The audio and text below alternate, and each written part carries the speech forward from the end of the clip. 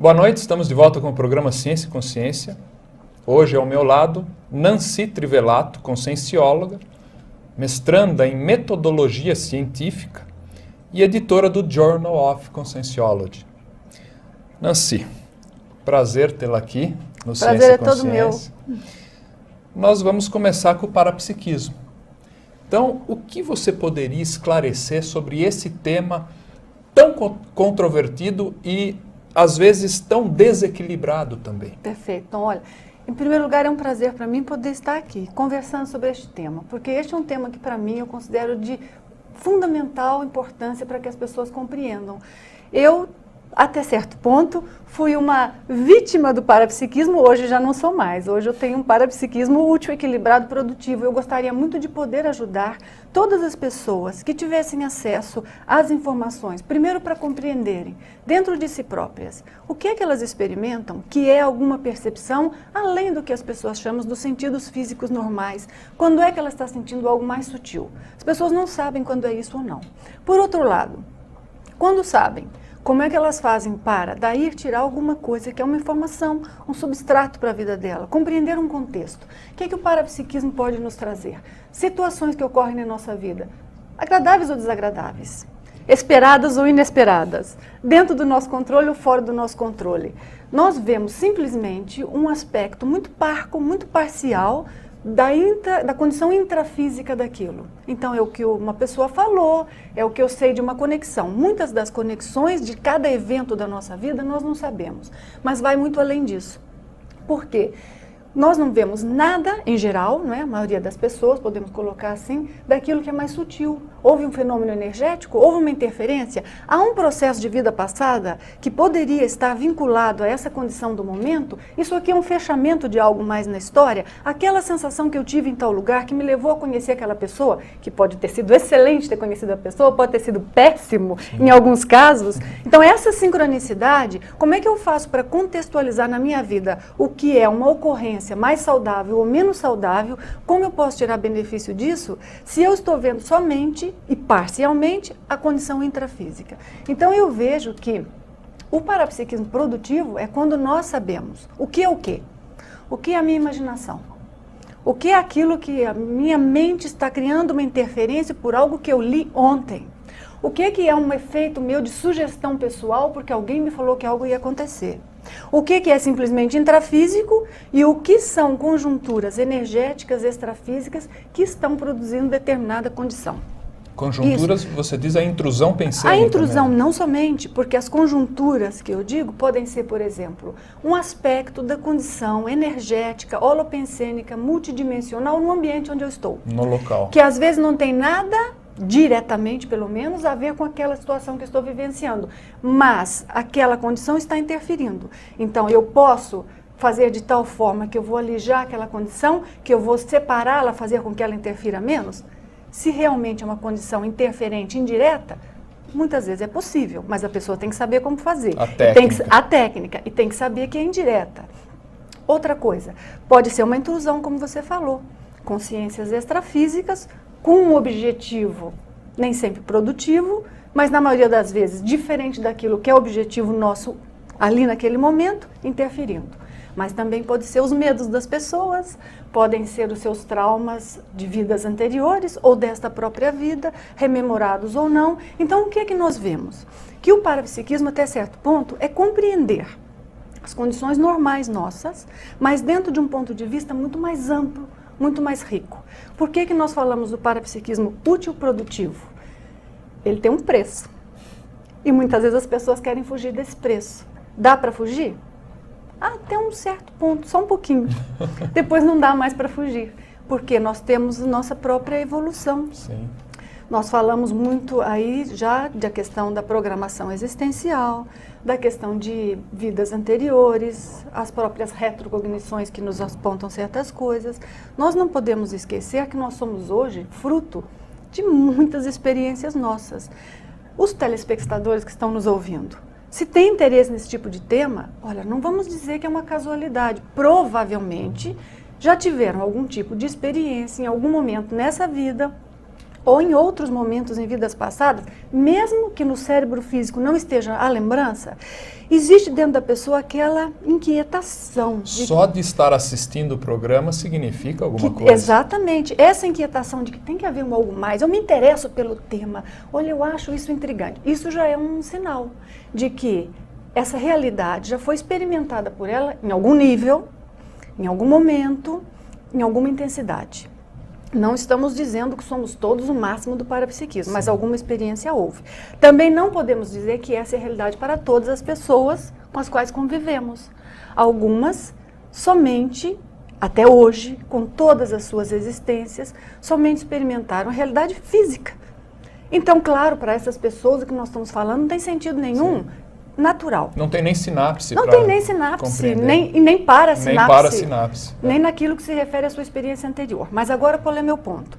Meu ponto é assim, se nós já tivemos experiências que nos apontaram para algo de energia, automaticamente, mais cedo ou mais tarde nessa vida, a nossa sensibilidade bioenergética, parapsíquica, ela aparece em um momento ou em outro. E nós temos um benefício enorme com isso. É como ter um olho a mais. É como você perceber mais coisas, você tem mais dados. Mas também há um preço. Mas eu quero deixar muito claro que o preço é devido ao nosso nível evolutivo. A vida já é muito complexa. Sim. Só para nós lidarmos com as relações interpessoais nossas, olha, precisa de 15 cursos intermissivos e nós ainda não conseguimos.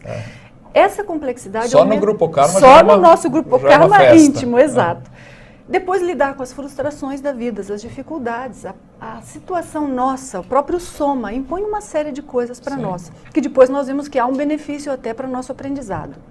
Mas, quando nós estamos numa condição como essa, se nós temos mais percepções energéticas, nós nos tornamos até certo ponto mais sensíveis. Você vai a um lugar, tem uma pessoa que ela está ali negativa, ela está carregada, às vezes até vitimizada, é vítima até de algum processo. Mas para você se manter estável, você já tem os seus próprios problemas, as próprias condições intrafísicas, nem sempre as mais adequadas, e você ainda tem um adicional de um peso do processo energético ali. Quer dizer, gasta energia. Gasta energia e não é só isso não. A sua autossustentabilidade, o seu equilíbrio íntimo, ele é mais complexo. Entendi. É muito mais fácil uma pessoa dizer-se, sou muito forte, sou sempre eu mesmo, quando a realidade que ela experimenta é mais simplificada, é reduzida. Ela é um poste, então acabou. Exatamente, é um poste, vai ser um poste em qualquer lugar que você o coloque, é o mesmo poste. Nós não somos assim. Nós, em cada contexto, em cada condição, nós vamos ter uma série de interferências.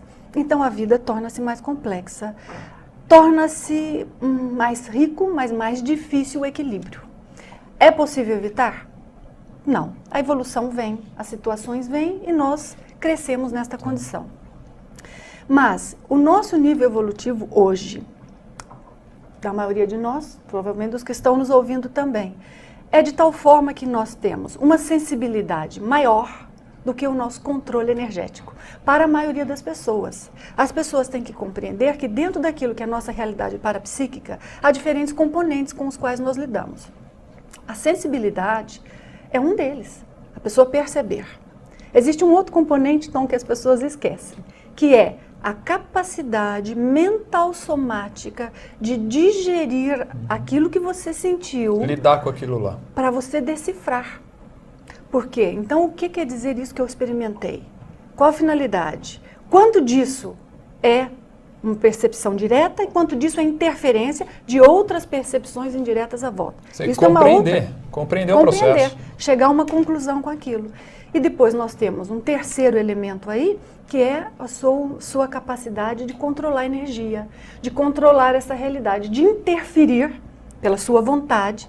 Obviamente estamos aí supondo de uma maneira cosmoética, mas nem todos o fazem de uma maneira cosmoética, mas de interferir nessa realidade de tal forma que você possa produzir uma condição mais equilibrada. Quando nós conseguimos os 3 elementos, nós podemos chamar a isso de um parapsiquismo útil, porque as suas percepções são produtivas. Eu vou lhe contar aqui uma história e vou ilustrar aqui para os nossos telespectadores. Nós estivemos na Romênia há mais ou menos 2 anos.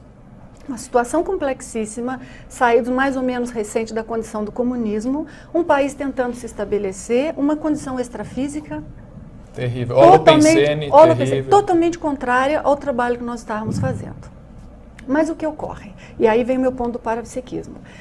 Dentro de toda aquela onda contrária, tudo à volta começa a falhar, não é? Vem os pequenos acidentezinhos que nem sempre aquilo está fluindo da forma mais fácil.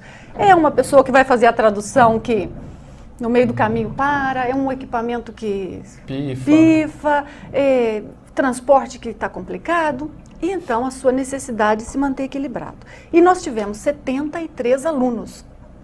Todo o grupo de pesquisadores da psicologia transpessoal estiveram lá. Inclusive estabelecemos relações, amaram, adoraram, querem aprender tudo, excelente. É bastante gente, hein? Muita gente. Ali pelo menos uns 20 deles eram pesquisadores de psicologia transpessoal. Dos maiores estudos nessa área, por incrível que pareça, está na Romênia. Bem, as 73 pessoas sentadas, eu estou ali no primeiro trabalho energético, aquela condição complexa, e eu vejo um sujeito que não só não está fazendo trabalho energético, está de olho fechado, né? A pessoa fala, trabalhar energia? Isso. Acha que ninguém está vendo nada, não conhece a experiência nossa. Então eu vejo uma pessoa fingindo que está fazendo o trabalho, acompanhando, e na verdade, trabalhando da forma dele, com energia negativamente, para derrubar o nosso trabalho. Contrapensene. Contrapensene técnico. Ô, louco. É uma pessoa que foi enviada, Nossa. foi para espionar, porque veja, o sistema todo do comunismo lá, você não imagina, você não pode tirar fotografia na rua. Mas que coisa. Terrível, você tira uma fotografia, as pessoas passam e olham, porque você pode ser um espião, você está tirando fotografia deles, vai comprometer, uma coisa tremenda. É o que o Wagner falou do Brasil, aqui nós temos muita Uma liberdade que não se conhece.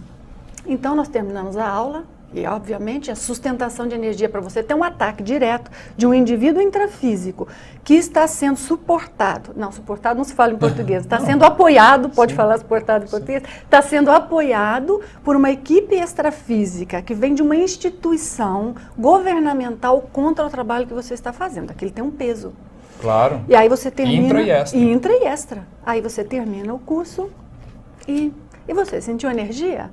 Aí a pessoa é obrigada a falar. Porque você não estava fazendo trabalho de energia. Mas veja, isso é só para ilustrar a complexidade e o ponto em que nós podemos chegar. Podemos fazer um contraponto para entender a questão do parapsiquismo se vamos lá atrás, que essa foi uma experiência, pronto, mais atual. Então o que ocorre? Você percebe as consciências todas à sua volta. Não consegue falar com ninguém. Ninguém tem informação. E as consciências, quando vê que você percebe, começam a brincar com você. E eu, obviamente, uma menina, tinha muito medo. As pessoas passam muito medo. É muito bom os telespectadores compreenderem que há diferentes formas de medos, diferentes razões de medos, alguns negativos, no sentido de que têm que ser trabalhados, têm que ser eliminados. Alguns deles, por exemplo, podem ser frutos de imaginação, podem ser, falando aí das crianças, que são as que precisam de apoio, alguns podem ser os amiguinhos atrapalhando, mas alguns não. Alguns são para percepções reais. Coisas que ali a criança ou o jovem está percebendo, mas que não tem condição de lidar com aquilo, porque não tem nenhuma referência. O mundo que nós conhecemos é outro, é um mundo físico. Não tem informação. Não tem informação, não tem base. Eu mesmo, dou meu exemplo aqui, Pronto. Eu vivenciei isso aí tudo. E é muito difícil, não é, Tom? É. Então fica numa condição que isso traz marcas. Isso traz marcas porque até que a pessoa consiga compreender, superar, passar o medo, que não era medo, era para percepção, mas não explicado, não trabalhado e sendo explorado negativamente pelas consciências extrafísicas que querem se divertir à sua custa, isso então torna-se um problema. É complicado. Você falou em marcas, tanto deixou marca que eu tô aqui. Pois, eu tô aqui pronto, falando contigo. agora tentando fazer o mesmo trabalho que eu, corrigir e ajudar aquilo que possa e aquilo que as pessoas saibam. Então eu acho que em qualquer condição que a pessoa veja alguém assim, vale a pena conversar. Medo do quê? Por quê? O que é que você sente? E ouvir, porque às vezes nós, numa determinada residência, não percebemos algo que a criança está percebendo. E esclarecer, buscar ajuda, buscar informação para poder eliminar esse tipo de coisa. Uma situação muito complexa, porque aos 6 anos de idade eu tinha um nível de lucidez do que eu tinha que fazer o meu trabalho, isso que nós estamos fazendo aqui, e para onde eu ia viver, o que eu ia fazer, eu encaminhei toda a minha vida para isso. Mas, vou falar o quê? Com os meus pais que nasceram na roça, e eu estava quase vivendo na roça. O que eu ia falar? Eu falava para minha mãe tudo isso, e eu me lembro. Eu tenho muita lembrança disso. E tinha lembranças ou até certas pré-cognições dos locais que eu ia ir. E eu então dizia para minha mãe, Tom, eu não posso estar aqui, eu tenho que ir para outro lugar, tem muita gente com quem eu tenho que falar, é outro lugar que eu tenho que estar. Pobre da minha mãe. Uma situação difícil, sem conhecimento, tentava me agradar como podia. Então não é fácil. As pessoas reclamam muito que gostariam de ter uma lucidez antecipada daquilo que elas têm que fazer na vida. É difícil. É difícil, porque você tem uma visão daquilo grande e você só pode fazer o pequeno, é bastante difícil. É limitador e gera ansiedade. Todo tipo de um descompenso ali, energético mesmo. Dificuldades, porque há processos naturais para a criança, que é brincar, que é não se preocupar, e você está brincando, mas ao mesmo tempo está sabendo que não é aquilo bem que era para você estar fazendo. Então é uma situação difícil. E às vezes até lidar com a ignorância, no bom sentido da palavra, dos pais. É verdade. Né? Que o pai olha e fala, puxa, não sei não, hein? Esse menino aí, não sei não. Claro, porque que tem problema, esse determinado tipo de reação. Tem algum problema. Exato. Então, eu só gostaria de fazer uma pergunta para você, como qualificar isso após o intervalo comercial.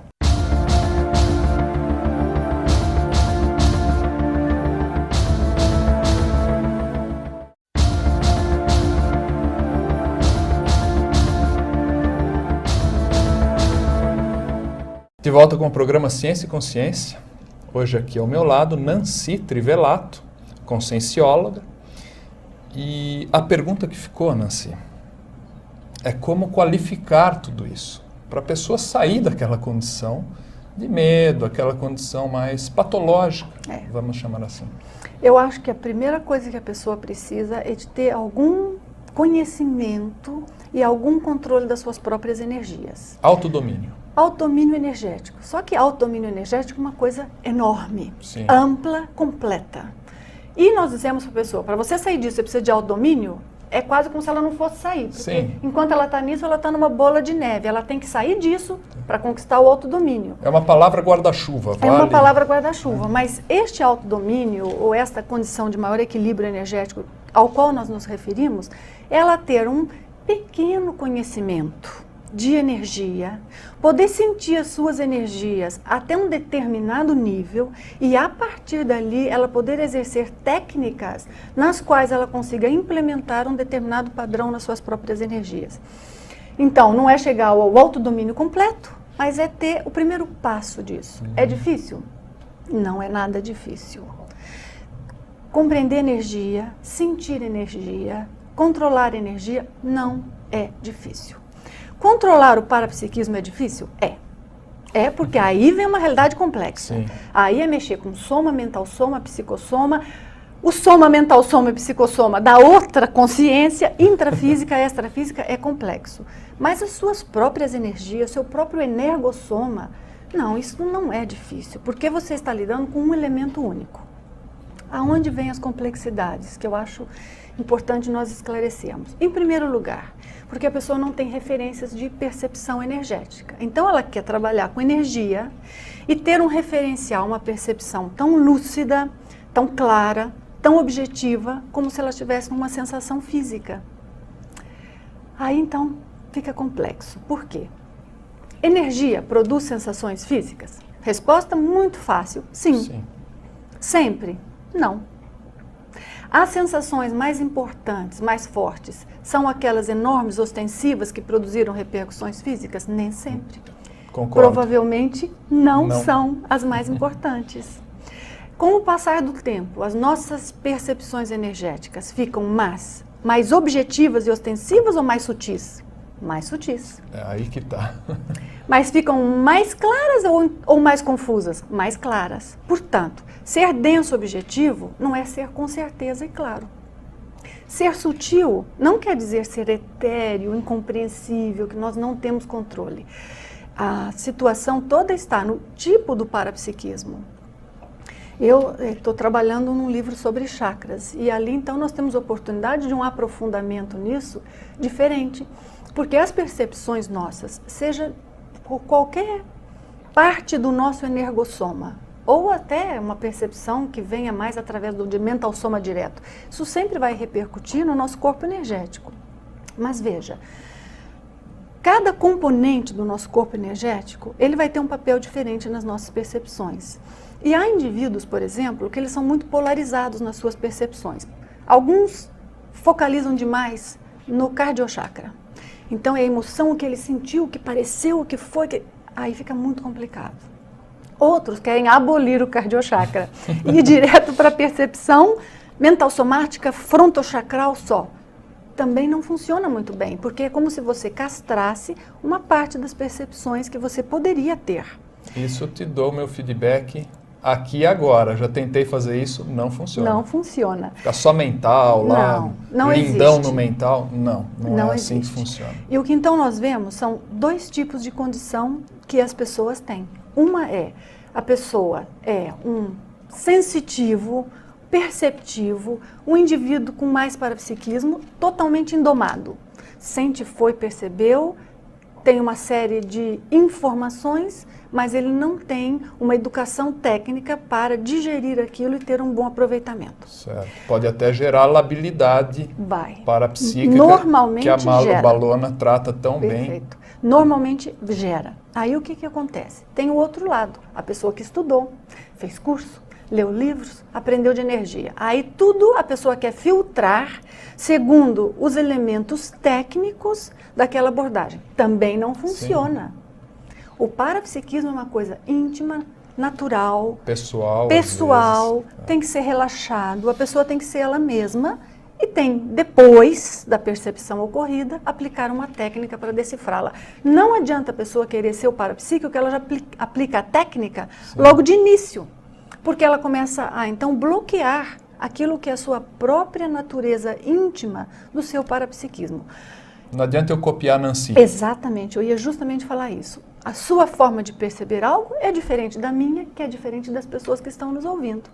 Por outro lado, desde que eu, você e as pessoas cheguemos à mesma conclusão, quer dizer que nós todos estamos percebendo correto. Está tudo certo. Está tudo certo. São formas diferentes. A pessoa precisa permitir que a sua própria condição íntima, aquilo que ela desenvolveu ao longo das vidas, que a fez ser quem é, que isso venha à tona.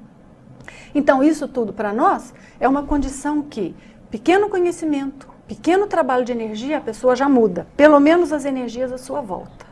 Pouco a pouco ela começa a influenciar ambientes. Pouco a pouco ela começa a influenciar e melhorar a condição das pessoas. Pouco a pouco ela aprende a se defender, quando não é tão fácil influenciar e melhorar, ela pelo menos pode se defender. Aí ela já começa a perceber o extrafísico e atuar também no extrafísico. Então ela vai ampliando. Mas o ponto inicial da sua pergunta, Tom, é um pequeno nível, um pequeno passo, um passo adiante, no autocontrole real, sem imaginação, por favor. Sem misticismo, sem essa de que eu vou fazer aqui um pensamento tal e resolve. Às vezes resolve, que a pessoa desconecta-se do problema, mas eu posso dizer, só se desconecta facilmente assim se o problema é muito levezinho. Podia ter sido evitado a princípio, não precisava estar lá, e é fácil. Mas se é um problema real, efetivo, que está lhe afetando diretamente, de uma forma consciente de quem o está afetando, você não vai resolver só com pensamento, porque é uma força, uma vontade. Sim. Você tem que aplicar uma vontade. Então, não precisa grandes preocupações, mas precisa mínimo de técnica. E mesmo que seja ainda iniciante, já faz uma diferença enorme. Aí vocês vão ver uma coisa tremenda, o medo vai embora, a percepção está ali sem a carga de medo. Aí você consegue perfeitamente separar o que era uma interferência do medo sobre uma percepção real. Então, este aspecto eu acho muito simples. O complicado nisso tudo vem. Como é que nós podemos chegar, portanto, se nós falamos das diferenças das percepções, eu sou uma, você é outro, cada um que está nos ouvindo é outro, como é que nós podemos chegar a uma conclusão única, a um estudo científico sobre isso? Aí vem as complexidades. É um desafio. É um desafio muito grande. Obviamente, é um desafio ao qual a Conscienciologia se propõe a fazer. Nossa metodologia, cada um faz seu autoestudo, se examina e vamos tentar colocar tudo junto. Não é tão simples. Não é tão simples por quê?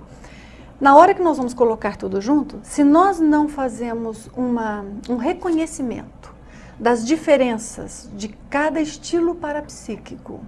Se nós não temos um elemento, uma metodologia específica para nós isolarmos o contexto e a condição de cada indivíduo igualmente, nós não vamos ter uma fonte homogênea da informação equânime, de tal forma que eu possa obter informações, resultados. Bom, Nancy, aí então não será ciência. Exatamente, mas aí então nós vamos separar. O que quer dizer? Que as informações percebidas ou acumuladas não são reais? É um dogma? É uma invenção? É uma interpretação equivocada? Não é. Não é Todas também. são informações reais. Podemos dizer ali que nós temos uma série de fatos vivenciados por cada indivíduo, sendo estes fatos elementos parapsíquicos. Só que, em ciência, é necessário de nós termos um ponto que possa fazer a coordenação, a conjunção de cada um desses elementos para que eu possa ter um estudo único ali. Se eu tenho a sua autopercepção, a sua autopesquisa, de uma maneira feita dentro de uma metodologia completamente diferente da minha, completamente diferente das demais pessoas, como é que eu posso colocar isso tudo junto, fazer uma análise coletiva para tirar dali um aprendizado sobre a forma de percepção, um aprendizado sobre a pergunta que você me fez, como podemos qualificar o parapsiquismo? Sobre como é que normalmente ocorrem as percepções energéticas e como nós podemos lidar com elas e melhorá-las. Eu não posso tirar esse resultado dali. Então nós temos uma questão seríssima, que é criar metodologias, inclusive para a autopesquisa, porque não é porque a autopesquisa que ela pode ser feita de uma maneira qualquer inventada. Claro. Por quê? Porque senão ela só tem validade para o próprio indivíduo. Então, no que se refere à pessoa se conhecer e melhorar-se, está ok. Mas no que se refere a nós usarmos a experiência de cada um de nós para formarmos uma ciência, isso não está ok dessa forma. Essa é a questão, eu vejo como central. Central. Então, o que nós precisamos? De metodologias claras, que vão inclusive ajudar o autopesquisador. Olha, eu quero conhecer o processo da minha sinalética parapsíquica. Quais são os métodos existentes? Como é que eu posso fazer um estudo, já indo direto àquilo que é mais importante, dentro de algo que foi criado, baseado em todos os preceitos já conhecidos, para embasar um estudo dessa forma, de tal forma que a sua pesquisa pode ser colocada dentro de um banco de dados, junto com a minha, junto com a de todos nós, e nós vamos aprender sobre sinalética. Isso é um desafio muito grande. É um desafio até certo ponto que nós vivenciamos muito o nosso trabalho pelo mundo afora. Porque você imagina que nós, dentro dessa condição, ou eu como a editora do Journal, temos contatos com instituições de pesquisa pelo mundo todo, de todos os tipos, conscienciológicas, não conscienciológicas, mas dentro da área de pesquisa da multidimensionalidade, podemos colocar assim. Tem uma relação. Tem uma relação direta com o tema de estudo nosso. Uma das instituições com as quais nós temos uma excelente relação, por exemplo, é a SPR, Society for Psychical Research. Essa instituição inglesa, há muitas décadas que ela está aí funcionando, das mais sérias existentes hoje, mas eles, como qualquer ciência, vão buscar aquilo que são os elementos das metodologias de, primeiro, acumulação de dados, segundo, análise dos dados e terceiro, conclusão sobre aqueles dados que foram analisados, quais as conclusões que nós tiramos. E como fazer isso? E como fazer. Então, esse é um desafio enorme. O journal que nós publicamos, até certo ponto, visa, pouco a pouco, estabelecer esses parâmetros, essas metodologias.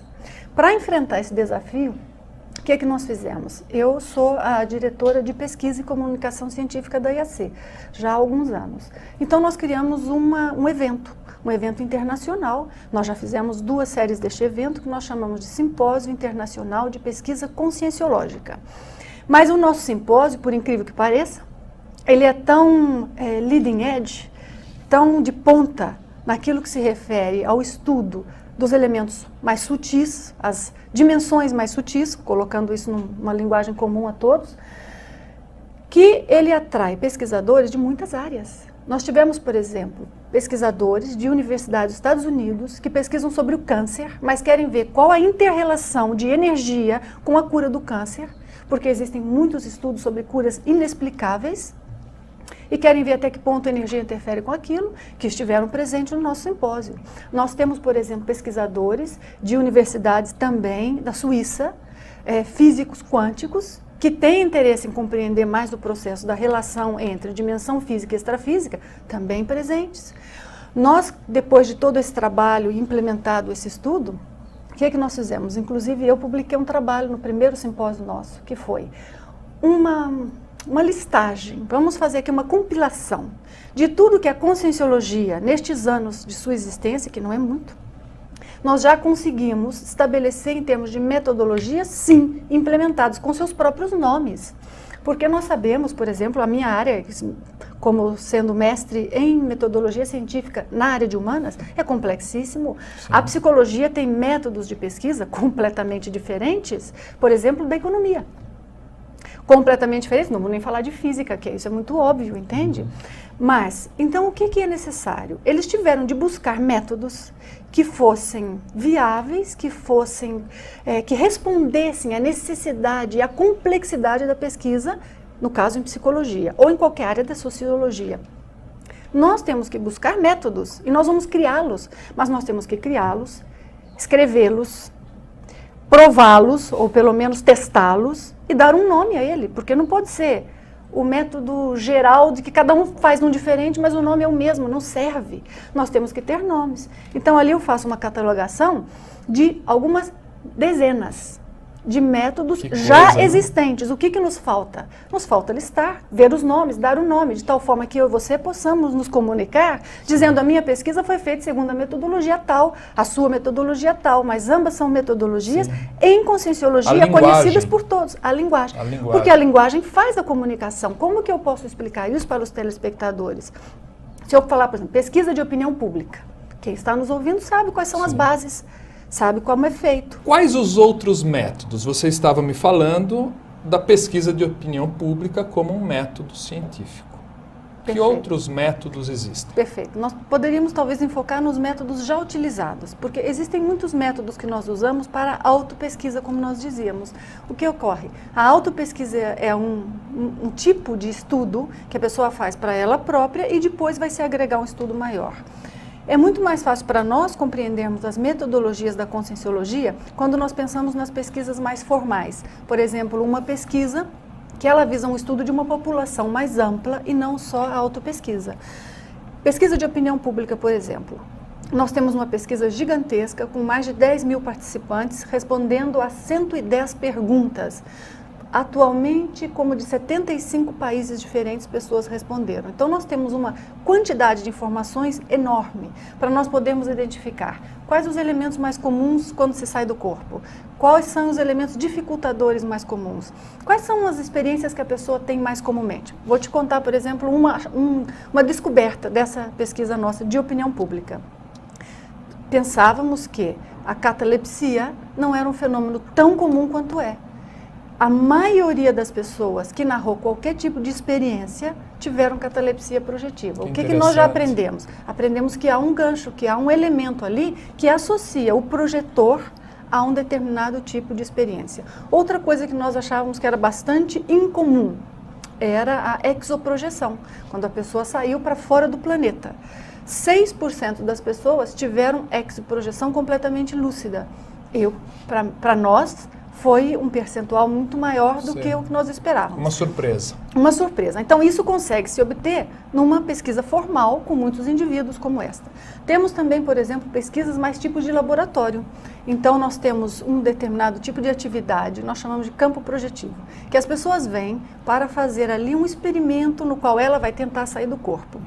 E nós vamos fazer uma metodologia super rígida. Para que vocês tenham uma ideia, nós chamamos, por exemplo, um auditor externo, não ligado à conscienciologia, não ligado a nenhum desses estudos, porém, um professor de universidade, um pesquisador de alguma linha que compreenda o que nós estamos fazendo. Certo. Este auditor, pessoa séria, porém neutra. Séria, porém neutra. Aí esse indivíduo vai participar do curso de tal forma que ele vai estar presente em todas as etapas da nossa pesquisa.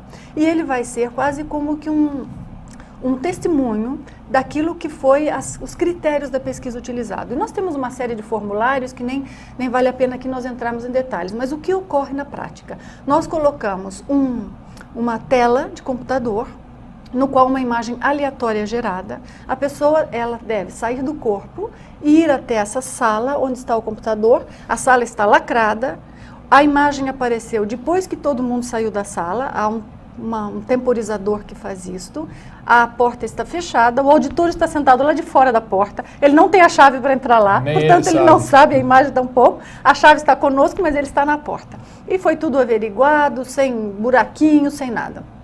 A pessoa vai sair do corpo, vai entrar, vai olhar e ela vai descrever.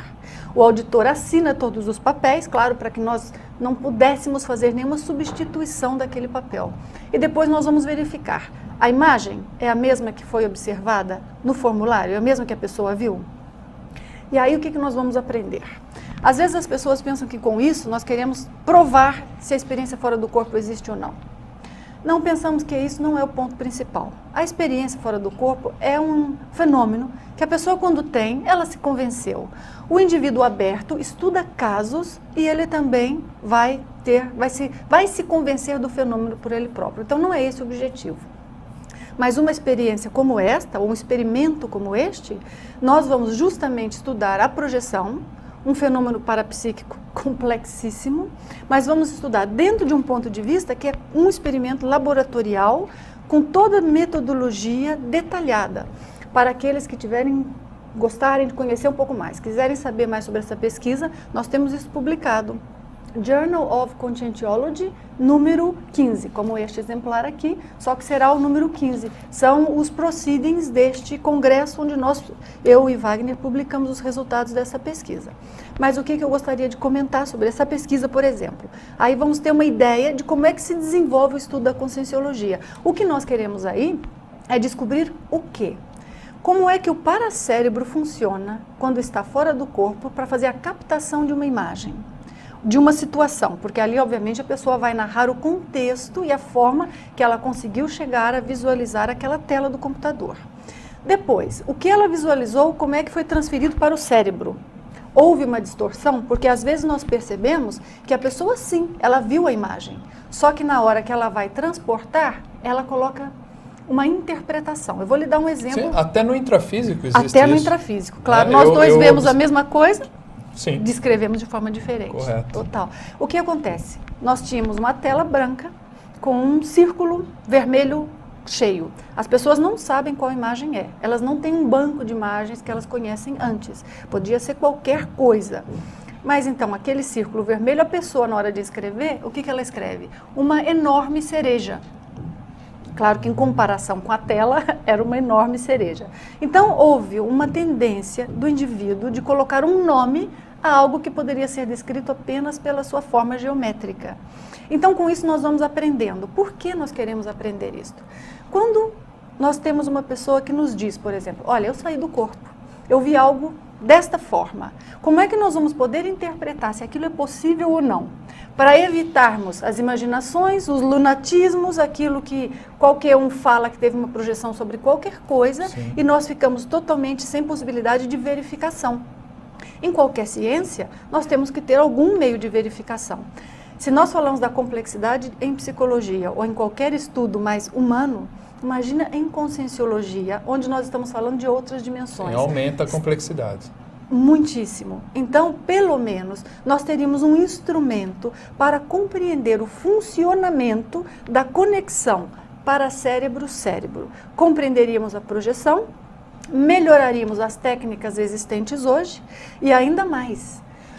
Vamos compreender o parapsiquismo como um todo, porque até que ponto a comunicação para cérebro-cérebro, que interfere na rememoração da projeção e na interpretação da parte física do cérebro, daquilo que nós vimos fora do corpo, até que ponto isto também influencia na nossa forma de perceber os eventos multidimensionais à nossa volta como um todo? É possível. Sim. Então, veja. Eu diria provável. É provável. Então, é muito complexo nós tentarmos implementar técnicas ou talvez uma metodologia, colocando de uma forma mais precisa, para nós estudarmos os diversos fenômenos. Então, nós temos, esse foi um exemplo para que as pessoas compreendam que tipo de análise pode ser feita. Eu acho, Tom, que nós deveríamos ter um pouco mais de erudição, ou talvez até educação científica na nossa área, de buscarmos conhecer mais os estudos que são feitos. Porque hoje nós valorizamos muito, por exemplo, as grandes publicações. Um livro, por exemplo. Mas, às vezes, um artigo científico, ele pode trazer uma abordagem completamente nova, que somente vai se transformar num livro daqui a 7 anos. Isso é comum na ciência. Quando o indivíduo tem uma descoberta, tem uma proposta de uma metodologia, tem um estudo que está fazendo, ele apresenta através de um artigo científico. E é dali que começa debates, discussões, trabalhos, até que aquilo derive uma teoria mais comprovada. Hoje, apesar da existência dos veículos científicos publicados nossos, nós temos muito pouco trabalho nessa área publicado. Digo, trabalhos originais, com apresentações de ideias novas, que tragam um embasamento mais sólido daquilo que foi a forma de pesquisa que o indivíduo utilizou. O que falta? Eu acho que falta, até certo ponto, nós termos maior clareza dessa variada gama de metodologias disponível para nós, para que tenhamos isso muito claro quando se publica um paper, quando se publica um artigo. As pessoas, nós viajamos pelo mundo todo, nós trabalhamos com, enfim, desde o leigo que nunca teve nenhuma experiência, até aquele indivíduo que tem experiências e tem medo, até aquele outro que gostaria de ter, o outro que é só compreender porque um parente faleceu. Tudo isso. E também trabalhamos com aquele indivíduo que é um pesquisador. Isso. E ele quer conhecer para saber justamente quais são as bases científicas.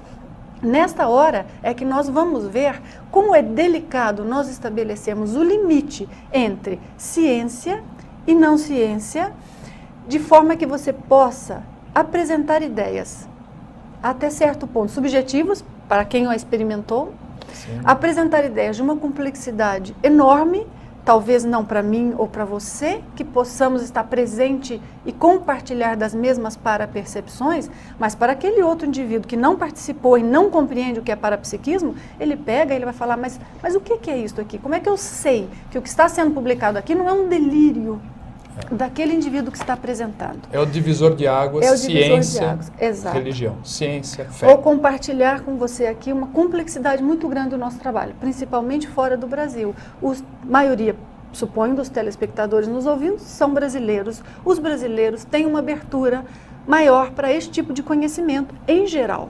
Sim. Mas, você imagina, por exemplo, se nós apresentássemos o nosso trabalho igualzinho, ensinando as mesmas coisas, utilizando as mesmas técnicas, com a mesma publicação, e nós levássemos isto a qualquer país, inclusive Brasil, mas o Brasil sofre menos disso, e nós disséssemos, olha, isso daqui é uma linha New Age, é uma linha mística qualquer, nós teríamos abertura total. Que coisa, não? Porque fazemos um trabalho mais sério, é um trabalho de autoajuda, como eles entendem, é um trabalho que pode interessar alguns a se conhecer. É comprovado os efeitos benéficos de quem trabalha com energia, de quem compreende isso, porque as pessoas passam a ter um equilíbrio íntimo, sim, muito maior. A pessoa se torna uma pessoa melhor, mais feliz, inclusive. Todos aceitariam. Agora, fala é ciência. Na hora que você falou, nós gostaríamos de compreender de uma forma científica. O que quer dizer de uma forma científica? Sem nós utilizarmos de nenhum artifício de forçar uma informação onde não há uma evidência. Nós procuramos compreender um fenômeno através de evidências, através de observá-los de todos os ângulos possível e tentar compreender as causas, tentar ver se podemos controlá-lo, tentar ver até que ponto aquilo é um fenômeno objetivo, só que, claro, a projeção como fenômeno objetivo é complicadíssima, mas ela é objetiva na hora que nós temos relatos que mostram que aqui houve uma observação real, como este experimento que eu mostrei. Quando nós dizemos... Experiências de quase-morte. Experiências de quase-morte. Muito. Tem muita coisa. A lista é enorme. O que há de estudos, e estudos seríssimos. Gente, eu listei alguns, mas há de estudos seríssimos. Na hora que nós dizemos, por exemplo, sim, queremos compreender a experiência de quase-morte, a clarividência, o indivíduo que diz que sente energia, mas não é simplesmente para dar a ele algo mais para ele se entender e relaxar. É para nós percebermos que isso existe. Por que existe? Por que um experimenta? Por que o outro não? Como compreender isso? Na hora que isso é um corpo de informações, que ele tem um embasamento, que ele tem uma estruturação como uma ciência, isso tem a tendência de mudar o mundo. Sim. Porque muda a forma de pensar das pessoas. Muda a visão de mundo. Muda a visão de mundo. Nós temos hoje um paradigma de ciência que está basicamente enfocado naquilo que é a material absoluto. Melhora um bocadinho em algumas áreas, quando nós já vamos à física quântica, mas mesmo assim as conclusões terminam por tudo que é aquilo mais material. Sim. Na hora que nós dizemos então que vamos estudar isso como ciência, é como estar dizendo, queremos mudar a ciência que existe hoje. Aí Os cientistas tomam aquilo como uma blasfêmia, entende? E são os piores, como é que eu vou colocar, opositores do nosso trabalho. Porque são todos inteligentes, são pessoas preparadas. Se acham os donos da verdade, não são nem somos nós. Mas tal como qualquer área da ciência, os indivíduos que estão ali estão buscando conhecer mais daquela área que ele se dedica a estudar, nós também estamos buscando. Tal como um indivíduo de qualquer área de ciência crê que aquilo que ele está estudando tem valor e é um fenômeno digno de ser conhecido com algum objetivo, para o esclarecimento da humanidade, para melhorar a condição humana, para melhorar a compreensão do universo, da mesma forma pensamos nós. O fato, porém, Tom, de que nós incluímos na nossa área de estudo um elemento não físico, vou colocar ainda uma palavra que os cientistas se arrepiam completamente, mas a palavra popular que nós temos pelo mundo afora, um elemento espiritual, que nós chamamos de multidimensional, por ser uma palavra... Os cientistas já arrepia aí. É realmente uma blasfêmia. Eu vou até, Nancy, pedir licença para você e nós iremos retornar Perfeito. Voltamos com essa quebra de paradigma após o intervalo comercial.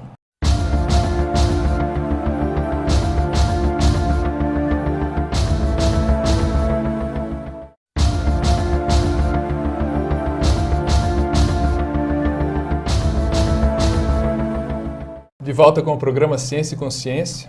E para você que está chegando agora, estou entrevistando Nancy Trivelato, consciencióloga, com mestrado em metodologia científica. Perfeito. Nancy, o assunto está muito interessante. A questão é realmente a quebra dos paradigmas científicos. E para voltar ao assunto do bloco anterior, darmos continuidade, eu quero te perguntar o seguinte. Então tá, espiritualidade é uma palavra feia para o cientista? É uma coisa monstruosa? Monstruosa, horrível, proibida. O que se passa é assim, para nós compreendermos, acredito eu, a posição hoje de alguns cientistas, e nós tampouco não podemos generalizar isso, eu acho que é muito importante ter muito cuidado com isso. Nós temos um grande percentual de cientistas abertos. Sim. E às vezes alguns realmente de uma área totalmente contrária a qualquer lado que pudesse ajudar, porque até posso ver, talvez, um psicólogo compreender um pouco do que nós estudamos, mas para um físico é muito mais difícil. Mas nós vemos muitas vezes um interesse, mas para a grande maioria é uma palavra horrível. Eu acho que é muito importante nós entendermos a base disto. E vejo que existem dois fatores. O fator principal é a história da ciência, como se desenvolveu. A história da ciência, na verdade, é uma quebra abrupta com um paradigma anterior que nós tínhamos, em que a informação era sempre da igreja. Sim. Os possuidores da informação eram a igreja. Aí veio o iluminismo. Veio o iluminismo, exatamente. Então, quando vem todo o processo do iluminismo, e Descartes, e Kant, e perfeito, todo aquele grupo de pessoas, pensadores, como se chamava na época, que puderam fazer aquela mudança de paradigma, era necessário uma mudança radical. Porque se não fosse uma mudança radical, entrava numa zona cinza, em que ia ficar uma coisa mal definida e a igreja iria continuar... Voltar à carga e continuar imiscuindo nas informações e interferindo. Então, o que fizeram? Qualquer coisa que não seja física, trata-se de metafísica e trata-se de algo que é da religião, é crença, é fora da ciência, é inexistente. Esta foi o veredito. Isto é inexistente. Você pode crer se você deseja ter uma crença. Se você quer pertencer a algum grupo que...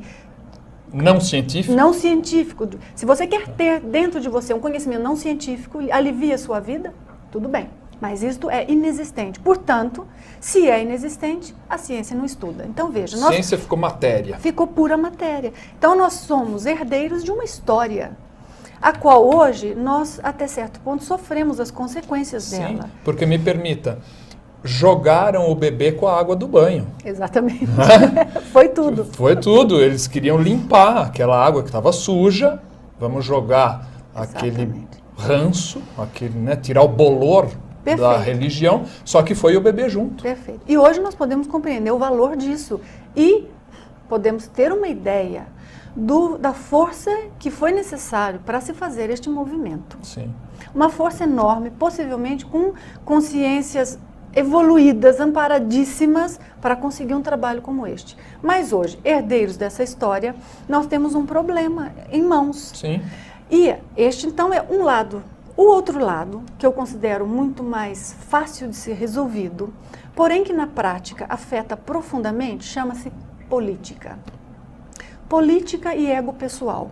Porque nós vemos uma série de investigadores que trabalham, estudam e verificam uma realidade diferente daquela que a ciência convencional, bem tradicional, postula, verifica a existência, às vezes, de interferências não físicas em certos fenômenos, porém, para não ficar mal com o seu círculo de amizades, Isso. para não ficar mal ante a comunidade científica, não tem A coragem. a bravura, a Vamos coragem, falar a verdade não é isso? aqui. A decência, a ética, até no sentido humano, de trazer o melhor do seu conhecimento. Nós tivemos uma experiência, por exemplo, na Holanda, eu tive uma jornalista que acompanhou todos os meus cursos na Holanda. E ela ia escrever um trabalho. E ela iria ficar lá até tentar conseguir sair do corpo e ver se aquilo era real ou não. Todos nós que já trabalhamos para tentar sair do corpo num curso com outras pessoas do lado, deitado, roncando, e todo aquele ambiente, que é um colchonete que não é o mais confortável, Sim. sabemos que não é a condição mais simples. Esta repórter, essa jornalista, ela teve uma excelente experiência fora do corpo, uma excelente projeção durante o curso, Tom. E então, na hora, aí ela Todo agradeceu, mundo comemorou. Falou, "Nossa, agora vai." e todos os alunos muito contentes, ela agradeceu, veio, disse para mim que não iria voltar mais, já tinha atingido o objetivo, que ia escrever o artigo, tivemos uma matéria enorme escrita no principal jornal da Holanda.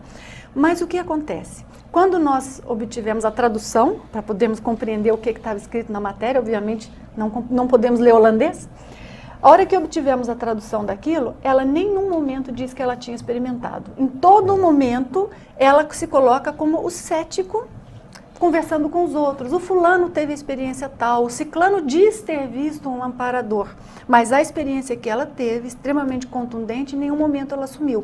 Este é um problema que nós enfrentamos hoje na ciência em geral. E gravíssimo, se você me permite, eu não lembro se foi na entrevista do Wagner ou no primeiro bloco dessa sua, eu estava colocando aqui a minha vivência.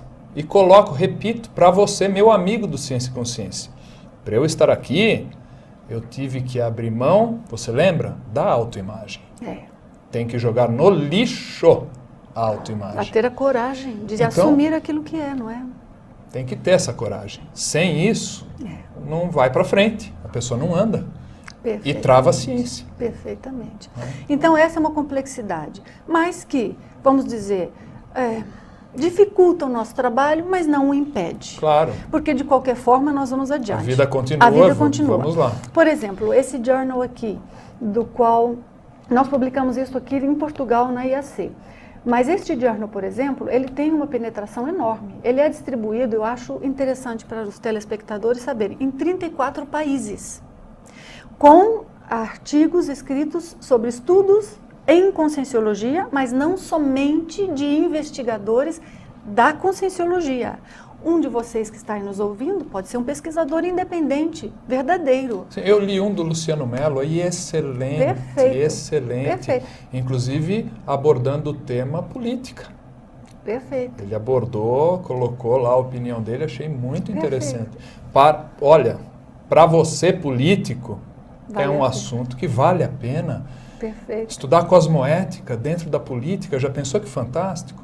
Porque a gente... Para aqueles que tenham, de novo, a coragem, não é? A coragem. tão- Porque muita gente malha os políticos, a gente, né, tem essa visão, é um holopensene carregado, mas já pensou quanta assistência um político poderia fazer? Muita, Porque ele tem uma ferramenta assistencial nas mãos enorme. claro. Então, E se nós pensarmos, por exemplo, falamos da política e falamos de diversas áreas, em cada área, vamos dizer, o praticante daquela profissão, o estudioso, o pesquisador sim, daquela profissão, pode ter um benefício ao conhecer talvez uma interseção do seu estudo com o aspecto da conscienciologia. qualifica. Qualifica. Nós estamos realizando um trabalho, acho que é outra pesquisa interessante que as pessoas conheçam. Um curso que, na verdade, foi desenvolvido por mim e pelo Wagner. Nós chamamos de metadesperticidade. Visa a prática atingir a desperticidade. Talvez para aqueles que estejam nos ouvindo não saibam o que é a desperticidade. Para nós, é um atributo no qual a pessoa consegue um nível de equilíbrio tal, energético e íntimo, em que ela não sofre mais interferências negativas que a desestruturem. Não é uma coisa simples, é uma coisa complexa, mas é esse o trabalho que nós realizamos. Principalmente nesse mundão aqui que a gente vive. Estando ali naquilo que é o estresse da vida do dia a dia. O que acontece é que nós temos um trabalho em que nós fazemos uma análise objetiva da medição energética de uma pessoa, de cada uma das manobras energéticas que ela produz. Então, ela vai exteriorizar a energia, ou ela vai mover a energia de tal forma, ou ela vai ativar tal chakra. Nós vamos checar. Criamos uma tabela de medição, na onde a nossa própria percepção e medição seja menos subjetiva, porque nós estamos guiados por uma gradação e uma tabela completamente estruturada. Deste trabalho nosso, que são agora, desde 2003 nós vimos fazendo esse trabalho. Então, deste trabalho e desta investigação, já saiu artigos científicos. Nós temos agora, inclusive publicado recentemente, 2 artigos científicos. Um deles sobre o próprio estado vibracional, no qual nós queremos analisar o indivíduo que pensa estar fazendo estado vibracional, está? Muitos estão, alguns não estão, porque não compreendem o que é estado vibracional. Coisas importantíssimas a esclarecer. Você só obtém um benefício com energia se você pôde fazer aquela técnica e atingir o máximo dela, que nós chamamos de estado vibracional? Não. Se você fizer a técnica e não conseguiu o máximo, mas conseguiu somente um percentual do resultado, este percentual já lhe dá benefícios e às vezes enormes. Já avançou. Avançou, mas coisas que nós só podemos saber através da pesquisa, através de uma compilação de dados. Então eu penso que é muito importante as pessoas acessarem isso, que são resultados de estudos mais sérios. Não é? Olha, as perguntas que eu tinha aqui para te fazer, eu tiquei quase todas. Faltou aqui a panorâmica mundial hoje da conscienciologia. Acho você a pessoa indicada para produzir essa TARES. Acho uma pergunta interessante, porque assim, importante de nós dizermos, em qualquer lugar do mundo onde nós vamos, as dúvidas são mais ou menos as mesmas, os problemas são mais ou menos os mesmos, as dificuldades são mais ou menos as mesmas. O que é que muda? Muda muitas vezes a moldura cultural. E nós muitas vezes não percebemos o quanto a moldura cultural nossa acaba influenciando a nossa forma de perceber as coisas. O próprio brasileiro tem um estilo de abordagem mental, o próprio idioma cria isto. Sim. Uma forma de pensar que facilita certas coisas e dificulta outras. Nós temos que ter um jogo de cintura para trabalhar com isso. Hoje eu acredito que, se pensarmos, por exemplo, em artigos publicados nossos, entrevistas nossas, talvez em mais de 35 países diferentes, já há entrevistas publicadas, por exemplo, sobre conscienciologia, sobre técnicas, sobre como sair do corpo. Então, o alcance é muito grande. A amplitude das possibilidades disso tudo é muito grande. Agora, acho importante as pessoas compreenderem uma coisa, que é isso que nós enfatizamos muito. Se nós vamos falar de ciência, nós vamos falar do quê? Nós vamos falar de ser capaz de distinguir aquilo que é uma imaginação, uma criação mental. Nós sabemos que a mente é complexíssima. Sim. Basta estudar um pouco. O nosso próprio processo da memória, existe falsa memória, existe uma série de interferências mnemônicas que podem criar situações nas quais nós distorcemos as nossas percepções. Então, é necessário haver uma metodologia. E acho importante que as pessoas saibam que, em conscienciologia, nós nos preocupamos com isto, em como criar técnicas e explicar para que as pessoas possam distinguir. Então, a pessoa diz, eu tive uma retrocognição. Falamos disso no bloco anterior, acho pertinente nós colocarmos. Foi mesmo uma retrocognição? Quais são os elementos que você tem para comparar? Ou foi uma percepção de uma situação que existiu no passado, que você percebe através da leitura energética, a psicometria, como nós chamamos tecnicamente, e através desta percepção energética nós temos, portanto, uma informação que não diz e uma impressão real, mas que não diz respeito a nós. Diz respeito a uma situação ocorrida naquele local, não somos nós. Então, como distinguir isso? Como distinguir um pensamento que vem abruptamente à minha mente, se ele é meu ou se é um efeito telepático? Telepático de quê? Numa consciência intrafísica à minha volta? Ou de uma consciência extrafísica, muito mais difícil de perceber? Ou até um outro fenômeno que é a captação da informação gravitando no próprio ambiente. O indivíduo tem que saber isso. Então, essa distinção é muito importante. E este critério nós temos que fazer se vamos chamar aqui a conscienciologia de uma ciência bem estabelecida. E penso que hoje nós podemos chamar a conscienciologia de uma ciência bem estabelecida. Essa nossa publicação, por exemplo, científica, ela está agora indexada na EBSCO.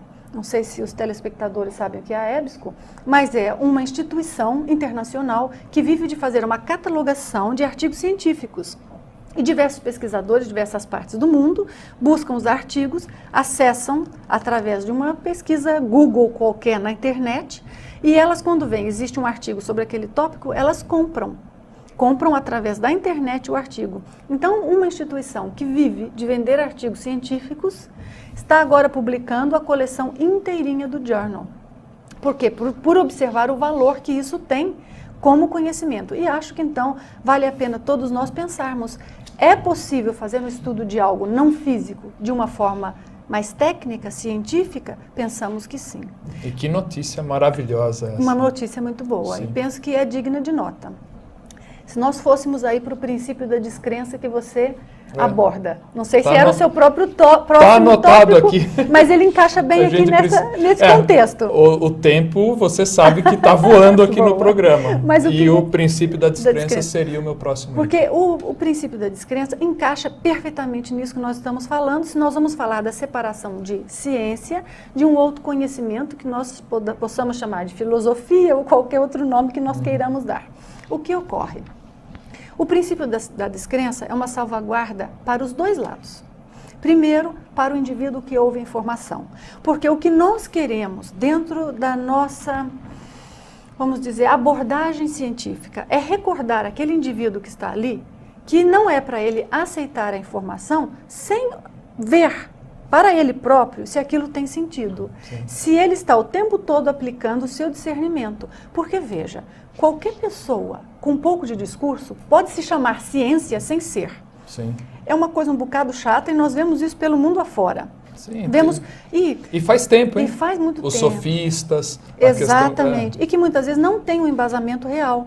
Também vemos, por outro lado, parapsíquicos, se é que eu posso chamar assim, ou dizem-se parapsíquicos, usando de uma forma inadequada as percepções, dizendo que aquilo é ciência, mas fazendo muitas vezes fraude, manipulação. Então é inadequado. Sim. É importante que o indivíduo que ouve a informação aplique o seu juízo crítico. E nós damos as boas-vindas a isto. Pensamos que isso faz parte da educação científica e somente a partir disso podemos ter uma educação parapsíquica verdadeira.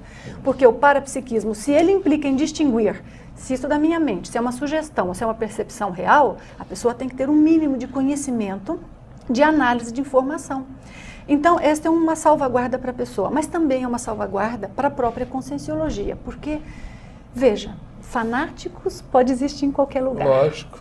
O ser humano... Até na conscienciologia, vamos pontuar. Por quê? Porque o ser humano tem a sua tendência, a natureza humana é muito específica quanto a isso. A pessoa quer ter algo que lhe dê uma resposta efetiva, única, sobre o que é a realidade dele, o que é a realidade da vida, o que é que ele está fazendo aqui. Nós não temos uma resposta única, real, efetiva, permanente. Por quê? Justamente porque nós estamos aprendendo. É um fluxo da informação. Sim. A verdade é sempre relativa. A verdade é relativa. Então a pessoa nos pergunta, tal coisa é assim? Nós dissemos sim. Se for assim, assim. Mas se for dessa outra forma, então é a contextualização. E as pessoas não têm, todas elas, a facilidade de lidar com esta complexidade. Sim. Então a tendência do indivíduo é às vezes de se tornar aquele que, você disse isso porque é isso. Não. Eu disse que era isto neste contexto, com estas circunstâncias. Aqui já pode ser outra coisa. Claro. Mas é assim em qualquer área humana. No direito, inclusive. O direito é a primeira coisa para nós falarmos. Todos os fatores... tem uma regra e 1000 exceções. Exatamente. Como é que eu falo em português? Mitigating, como é que é isto? Todos os fatores agravantes ou atenuantes, pronto, me recordei, me perdoem que eu esqueço o português um pouco, nós falamos muito inglês. Mas todos os fatores agravantes ou atenuantes de uma situação podem adicionar uma complexidade tal que cada caso é um caso único, exclusivo. Então, e até excluir a ilicitude. Exatamente. Chega a este ponto. Então, vamos ver. Então, quando nós falamos de algo dessa complexidade, é difícil às vezes as pessoas compreenderem as nuances. Então, para salvaguardar a ciência, nós precisamos do princípio da descrença muito esclarecido. Porque se um indivíduo tornar-se fanático por sua própria conta, o que é que nós podemos fazer além de auxiliá-lo de todas as formas possíveis para que ele veja as complexidades e possa pensar com clareza? Mas existe uma coisa bastante difícil aí dentro do ponto de vista pessoal, quando nós pensamos em nós mesmos aprendendo com a informação. Porque uma coisa sim, eu experimentei uma projeção fora do corpo totalmente lúcida, comprovada.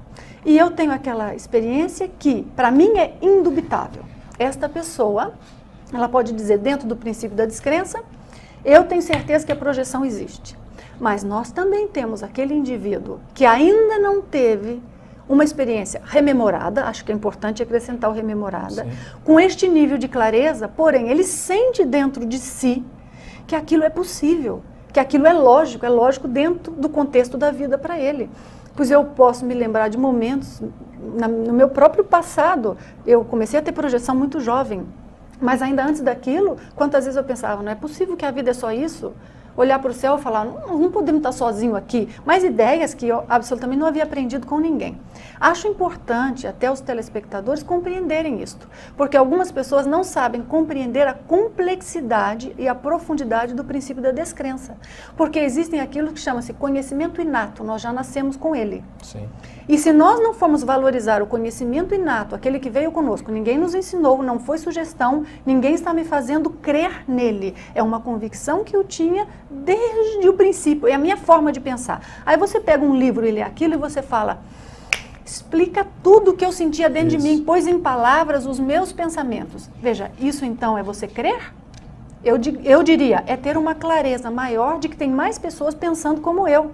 Porque se nós abandonarmos aquilo que são ideias inatas e não as valorizarmos, nós simplesmente estaríamos abrindo mão daquilo que foi as nossas experiências em vidas passadas e que fez de nós o que nós somos hoje. É um bom contraponto àquela ideia do indivíduo nasce como uma folha em branco.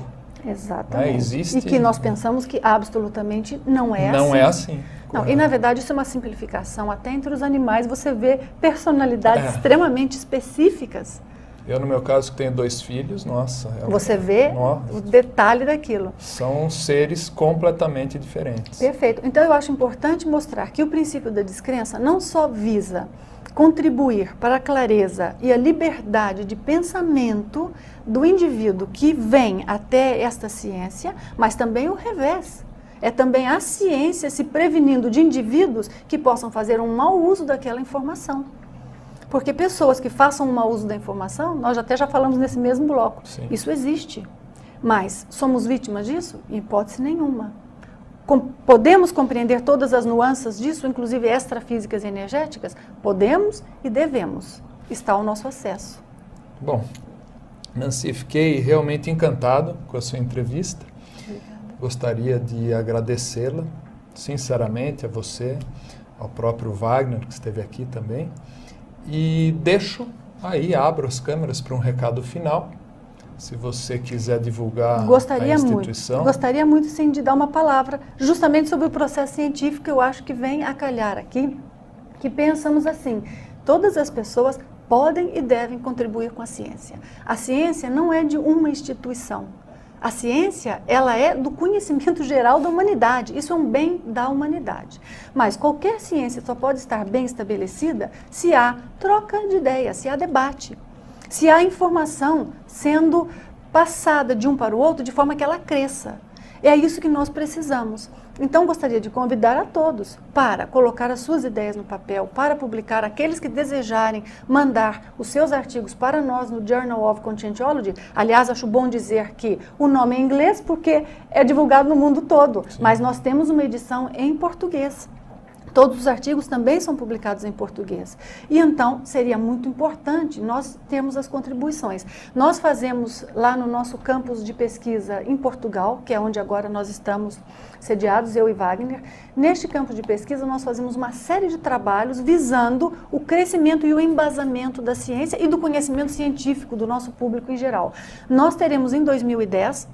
juntamente com o evento que o Wagner já divulgou no bloco anterior, que nós teremos ali a Jornada da Saúde, mas nós vamos ter ali a entrega do 2º prêmio científico em contribuições à conscienciologia. Importante. A IAC hoje dá um prêmio de monta, mas obviamente não é o prêmio que importa, o que importa, sim, é reconhecer o trabalho do pesquisador que de fato pôde trazer uma abordagem, uma associação, uma ideia original que contribua para o crescimento do conhecimento dessa ideia, que não é simplesmente um conhecimento frívolo, porque pode mudar a nossa forma de ver a própria vida. Sim. O que nós estamos fazendo aqui, cada segundo da nossa vida.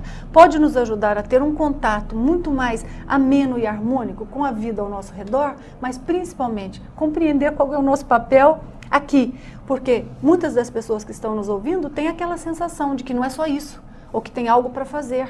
Só que e aí? E aí o que fazer? E os outros falando para ela que ela é uma sonhadora. Não, você é uma sonhadora, deixe isso, fulana ou fulano.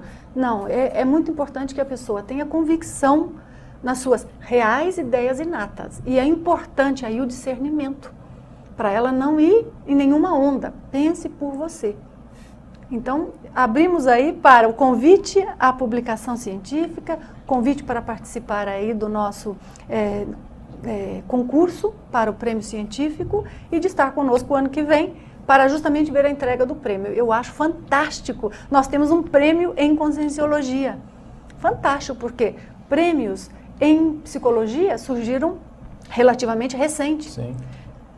Então, nós já podemos ter um prêmio em conscienciologia com avaliadores, juízes, analisando estes artigos ou livros que são submetidos de muitos países diferentes. Então é um trabalho extremamente bem feito, vale a pena conhecer. Quem quiser saber mais sobre isso, obviamente tem no nosso website também, não é? Okay. Foi um prazer, Tom, foi um prazer estar com todos vocês. Muito obrigada. Bom, eu de minha parte gostaria de endossar cada uma das suas palavras e semana que vem então mais Ciência e Consciência.